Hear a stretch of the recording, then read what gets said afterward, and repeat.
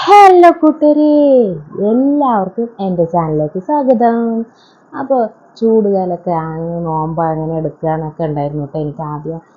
പക്ഷെ നോമ്പൊക്കെ ഇതാ ചടപടയെന്ന് പോകണല്ലേ. അപ്പോൾ എന്താണ്, എല്ലാവർക്കും സുഖം തന്നെയല്ലേ? അപ്പോൾ നമുക്ക് താഴെ അടുക്കളക്ക് പോയാലോ? പോകാം. അപ്പോൾ നമ്മളങ്ങനെ അടുക്കളയ്ക്ക് വന്ന് നിൽക്കണ്. ഇനിയിപ്പോൾ മുരിങ്ങത്തോരൻ ഉണ്ടാക്കട്ടെ. അപ്പോൾ അതിന് 4 വെളുത്തുള്ളി ചതയ്ക്കാം. നമ്മുടെ കുഞ്ഞൂട്ടനിലിട്ടിട്ട് പിന്നെ ചെറിയ ഉള്ളി 4 എടുത്തിട്ട് ചതയ്ക്കാം. അതൊക്കെ ചതച്ച് ശരി റെഡിയൊക്കെ ആക്കി വെച്ചിരിക്കണം. പിന്നെ നമുക്ക് കുറച്ച് തേങ്ങ വേണം ഇതിലേക്ക്. അപ്പോൾ നമുക്ക് ചെറിയ ഉള്ളിയും വെളുത്തുള്ളിയും കൂടി ഇതിലിടാം. ഇതിലിട്ടതിന് ശേഷം നമുക്ക് ഒരു 1/2 ടീസ്പൂൺ മഞ്ഞൾപ്പൊടി വേണം. മഞ്ഞൾപ്പൊടി ഇട്ട് പിന്നെ നമുക്ക് ഇതിന് ആവശ്യമുള്ളത് മുളക് പൊടി എടുത്തിട്ട് അതും ഇടാം. ആക്ക് ഇട്ടതിന് ശേഷം നമുക്ക് നന്നായി ഇതൊന്നും നിരടി വെക്കാം. നന്നായി അങ്ങോട്ട് കുഴയ്ക്കാം കുറച്ച് നേരം. അങ്ങനെ തന്നെ അങ്ങോട്ട് നന്നായി അങ്ങോട്ട് എല്ലാം അവിടെ ഒന്ന് അതിൻ്റെ ഇഞ്ചിൻ്റെയും വെളുത്തുള്ളിൻ്റെ ഒക്കെ ഈ തേങ്ങയിൽ കുടിക്കട്ടെ, മുളക് പൊടിൻ്റെ ഒക്കെ. അപ്പത്തിന് നമുക്ക് മുരിങ്ങയൊക്കെ കഴുകി അതിൻ്റെ വെള്ളമൊക്കെ വടിയാൻ വേണ്ടിയിട്ട് അവിടെ മാറ്റി വെക്കാം കേട്ടോ. അതൊക്കെ സെറ്റാക്കി അവിടെ വെച്ചതിന് ശേഷം നമുക്ക് എന്ത് ചെയ്യാം, കുറച്ച് ചട്ടി വെച്ച് കുറച്ച് എണ്ണയൊക്കെ ഒഴിച്ച് അതിലേക്ക് ഉഴുന്ന് പരിപ്പ് എണ്ണ ചൂടായതിന് ശേഷം അതിലിട്ടാം.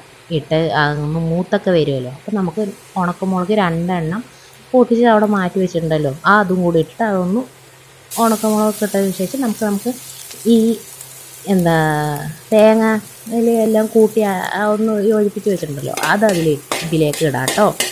അതിലിട്ട് നന്നായി അങ്ങോട്ട് ഇളക്കാം. അതിൻ്റെ ഒരു പച്ച മണമൊക്കെ അങ്ങോട്ട് മാറട്ടെ, അതുവരെ ഒന്ന് ഇളക്കാം. അപ്പോഴത്തേന് നമ്മുടെ മുരിങ്ങത്തെ വെള്ളമൊക്കെ വറ്റി നല്ല സുന്ദര കുട്ടപ്പയായിട്ട് അവിടെ ഇരിക്കുന്നുണ്ട് കേട്ടോ. അപ്പോൾ നമ്മുടെ ഇതിൻ്റെ പച്ചമണമൊക്കെ മാറിയപ്പോൾ ആ മുരിങ്ങ കുറച്ചായി ഇട്ടിട്ട് ഇളക്കിയാൽ നമുക്ക് അധികം ബുദ്ധിമുട്ടില്ലാണ്ട് അങ്ങോട്ട് പണി ഒത്തിരി എളുപ്പമാവും കേട്ടോ. ഇല്ല പറഞ്ഞാൽ കുറച്ച് കഷ്ടമാണ്. അപ്പോൾ നമ്മൾ അതിനൊന്നും നിൽക്കാണ്ട് കുറച്ച് ഇട്ടിട്ട് അത് നന്നായി അങ്ങോട്ട് ഇളക്കാം കേട്ടോ. അവിടെ നന്നായി അങ്ങോട്ട് ഇളക്കാം. പിന്നെ ഇതിൻ്റെ വെള്ളമൊക്കെ വടിഞ്ഞ് ഇതൊന്ന് താഴ്ന്നു പോകുമല്ലോ. അതായത് ഈ മുരിങ്ങൻ്റെ ഇതൊക്കെ അതായത് ചുരുങ്ങി വരും. അപ്പോൾ നമുക്ക് ഉപ്പിട്ടാൽ മതി കേട്ടോ. അതുവരെ ഒക്കെ ഇളക്കിയൊക്കെ ഒന്ന് സെറ്റാക്കി കൊടുക്കാം കേട്ടോ. അപ്പോൾ കുറച്ച് നേരം. അപ്പോൾ അപ്പുറത്ത് നമ്മുടെ അമ്മ അപ്പമൊക്കെ ചൂടുന്നുണ്ട് കേട്ടോ. അപ്പോൾ ഇന്നിപ്പോൾ നോമ്പ് തുറക്കാൻ അപ്പവും ചട്നിയും അതുമാണ് കേട്ടോ. ഇത് പിന്നെ അത്താഴത്തിനാണല്ലോ. അപ്പോൾ ഇവിടെ നമ്മളിപ്പോൾ വൈകുന്നേരം തന്നെ ഒരു 5, 5:30, ഒരു 6 മണിയാകാൻ മുമ്പ് ഉപ്പേരിയൊക്കെ അങ്ങോട്ട് സെറ്റാക്കി വെക്കും കേട്ടോ. അപ്പോൾ ഇപ്പോൾ പരീക്ഷയൊക്കെ അല്ലേ വരുന്നത്, അല്ലെങ്കിൽ ഞങ്ങൾ അങ്ങനെ തന്നെ കേട്ടോ. നേരത്തെ തന്നെ ഒക്കെ സെറ്റാക്കി വെക്കും. അപ്പോൾ പിന്നെ നമ്മുടെ ഉപ്പേരി ഈ മുരിങ്ങ ഒന്ന് ചുരുങ്ങി വന്നിക്കണം. അപ്പം നമുക്ക് 2 ടീസ്പൂൺ ഉപ്പിടാം കേട്ടോ. ഇവിടുത്തെ ഉപ്പിടുന്ന അളവ് പറഞ്ഞാൽ ചെറിയൊരു കുഞ്ഞ് ടീസ്പൂണാണ്. അപ്പോൾ നിങ്ങളുടെ വലിയ ടീസ്പൂണാണെങ്കിൽ അതിനനുസരിച്ച് കിട്ടുള്ളൂ നിങ്ങളുടെ ആവശ്യത്തിന് കേട്ടോ. അപ്പോൾ പിന്നെ നമ്മളങ്ങനെ ഉപ്പൊക്കെ എല്ലാം അവിടെ പിടിക്കട്ടെ വേണ്ടിയിട്ട് എല്ലാം ഒന്ന് ഇളക്കി മറിച്ച് ഒക്കെ ആക്കി വെച്ചിരിക്കുന്നു കേട്ടോ. എന്നിട്ട് നമുക്ക് ഇതൊന്ന് മൂടി വെക്കാം. ഒരു മീഡിയം സൈസിൽ ആക്കാം. സിമ്മിൽ വെന്ത് വരട്ടെ. അപ്പോൾ കുറച്ച് നേരം കഴിഞ്ഞപ്പോൾ ഒന്നും കൂടി ഒന്ന് ഇളക്കി കൊടുക്കാൻ വെച്ചിട്ട് ഇളക്കുക കേട്ടോ. നിങ്ങളുടെ അവിടെയൊക്കെ ഉണ്ടോ ചൂട്? നിങ്ങളുടെ അവിടെ മഴ പെയ്തോ? ഇവിടെ ഒന്നും മഴ പെയ്തിട്ടില്ല കേട്ടോ. തൃശ്ശൂർ ആ ഭാഗത്തൊക്കെ പെയ്തു തോന്നുന്നു അല്ലേ. അങ്ങനെ ഓരോ ആൾക്കാർ ഇങ്ങനെ പറയുന്നുണ്ട് അവിടെ പെയ്തു ഇവിടെ പെയ്തു. ഇവിടെ മാത്രം മഴ പെയ്തിട്ടില്ല. കിണറിലാണെങ്കിൽ വെള്ളവും കുറവാട്ടോ. വെള്ളം കുറഞ്ഞു വരുന്നുണ്ട്. കിണറ്റിൽ വെള്ളമുള്ളത് കൊണ്ട് നമുക്ക് വെള്ളത്തിൻ്റെ ക്ഷാമം അറിയാത്തത്. അതൊക്കെ ഒന്ന് വറ്റണ മുമ്പ് തന്നെ ഒന്ന് മഴ പെയ്ത് കിട്ടിയാൽ മതി. 2-3 ദിവസം ഇങ്ങനെ മഴയൊക്കെ പെയ്താൽ വേണ്ടില്ല. അപ്പോൾ നമ്മുടെ ഉപ്പേരി ഒന്നുകൂടി അങ്ങോട്ട് നന്നായി ഒന്ന് ഇളക്കി കൊടുക്കട്ടെ വേണ്ടിട്ട് ഒന്ന് ഇളക്കുക കേട്ടോ.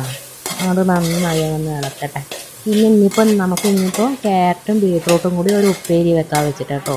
അപ്പോൾ അപ്പുറത്ത് സനുജ ഉപ്പേരിക്കുള്ളതൊക്കെ അങ്ങോട്ട് ഇത് ഒന്ന് മുറുക്കിയൊക്കെ ചെയ്യുന്നുണ്ട് കേട്ടോ അവിടെ. അപ്പോൾ ഇനിയിപ്പോൾ തുറന്ന് വെച്ചിട്ടൊന്ന് നന്നായി അതിൻ്റെ വെള്ളമൊക്കെ ഒന്ന് നല്ല വറ്റിച്ചെടുക്കാം കേട്ടോ.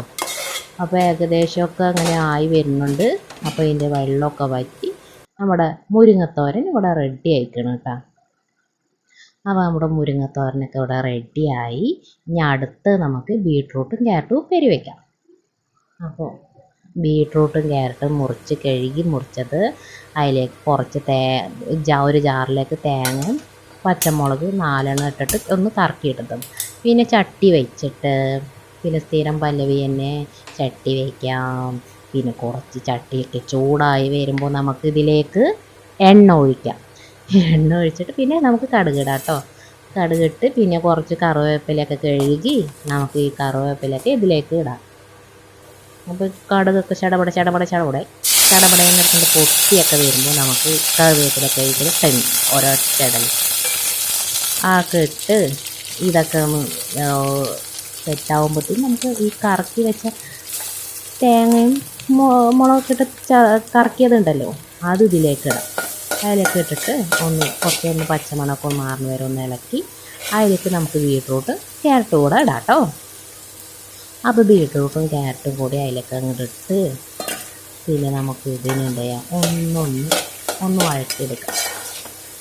നന്നായി അങ്ങോട്ട് വഴറ്റാൻ വഴറ്റി ഇതിലേക്ക് നമുക്ക് ഇനിയിപ്പോൾ ഈ മിക്സിൻ്റെ ഉപ്പിടാം. ഉപ്പ് ഒരു 1.5 സ്പൂൺ ഇട്ടിരിക്കുന്നു കേട്ടോ ഞാൻ.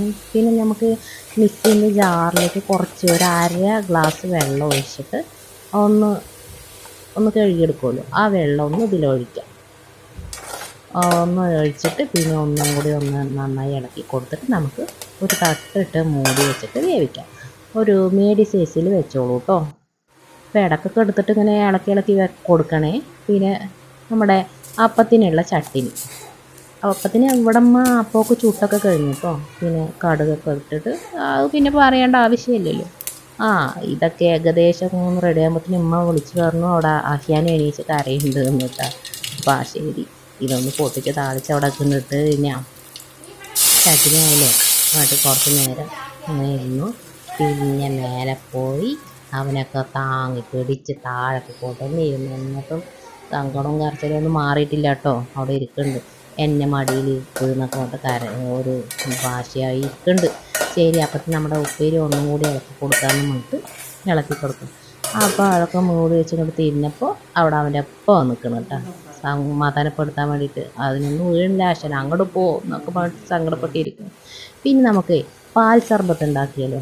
അപ്പോൾ പഞ്ചസാര ഞാനൊരു 6 ടീസ്പൂൺ ഇട്ടിക്കണം കേട്ടോ. നമുക്ക് കുറച്ചുകൂടെ മധുരം വേണമെങ്കിൽ അതിനനുസരിച്ച് ഇടാം. പിന്നെ ഒരു 2 ഏലക്ക ഇട്ടോളൂ കേട്ടോ. ഇതിനിപ്പോൾ ഞാൻ പൊടിച്ചതാണ് കേട്ടോ. ഇവിടെ ഞാൻ കുറച്ച് പൊടിച്ച് വെച്ച ഏലക്ക ഉണ്ടായിരുന്നു, അപ്പോൾ അതാണ് നിങ്ങൾ 2 ഏലക്ക ഇട്ടോളൂ. എന്നിട്ട് മിക്സിൻ്റെ ജാറിൽ പൊടിച്ചെടുക്കാം. പിന്നെ നമുക്ക് ഒരു ബക്കറ്റ് പാൽ ഒഴിക്കാം.